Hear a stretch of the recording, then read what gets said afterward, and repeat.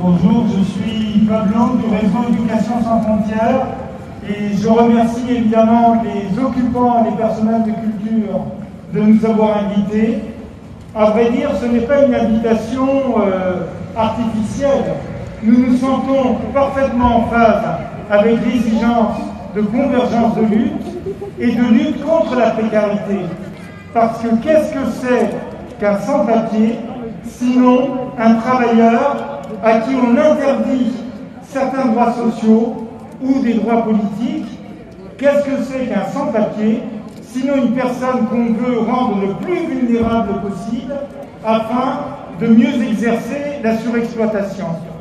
Et donc le réseau Éducation sans frontières, il est né de façon très empirique à partir d'un constat qu'ont fait pas mal de camarades dans l'éducation nationale, que des élèves manquaient à l'appel, que des parents d'élèves étaient frappés d'obligations à quitter le territoire, ou que même parfois des enseignants, maîtres auxiliaires étrangers à l'époque ou contractuels aujourd'hui, parce qu'ils sont précaires à cause du séjour et qu'ils ont un séjour précaire à cause de leur précarité de travail, eh bien, ces personnels, nos camarades, étaient menacés d'expulsion.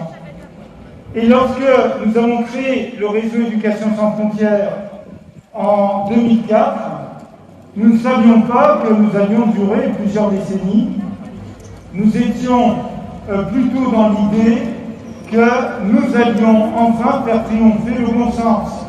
Idée naïve, parce qu'en face, nous avons évidemment des intérêts, comme pour les personnels de la culture, comme pour l'ensemble du monde du travail. On a en face un système qui joue sur ses intérêts et sur la division du monde du travail.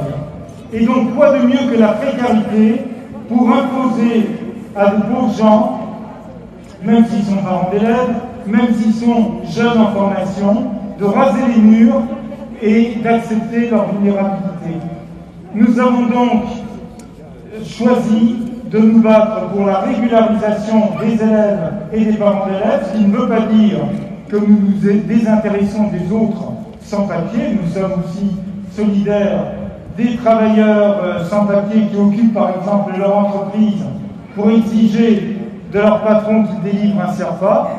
Nous sommes parfois solidaires de certains petits patrons, alors ça on n'y était pas obligé par habitude, des petits patrons, vous avez sans doute entendu parler, qui ont des apprentis qui étaient des mineurs isolés étrangers, devenus majeurs, ils n'ont pas de titre de séjour, et parce qu'ils n'ont pas de titre de séjour, on demande à ces patrons de les licencier.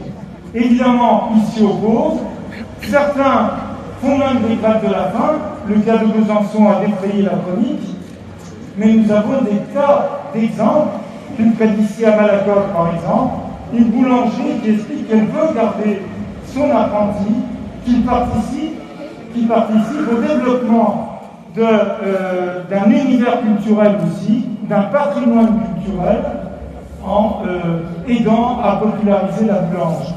Donc nous avons tout à fait une convergence des luttes qui n'a rien d'artificiel, qui est vraiment fondée sur des intérêts communs, sur des objectifs communs, et en fait sur un ennemi commun.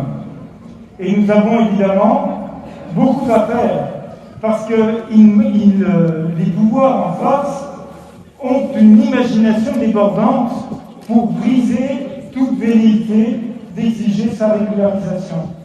La dernière en date, elle date d'il y a déjà plus d'un an, et elle fait des ravages depuis plus d'un an, c'est la fameuse dématérialisation.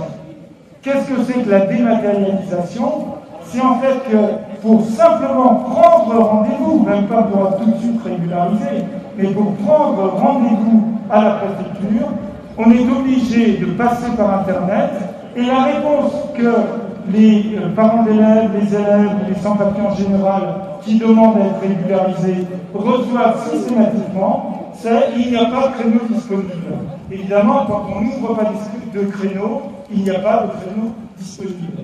Ainsi, les préfectures et au fond le gouvernement réussissent à combiner deux objectifs, à la fois le refus de régulariser les sans-papiers, même lorsque une circulaire de circonstance les rend éligibles à la régularisation, et en même temps, c'est cher en Macron, en même temps, la réduction d'emplois publics dans les préfectures.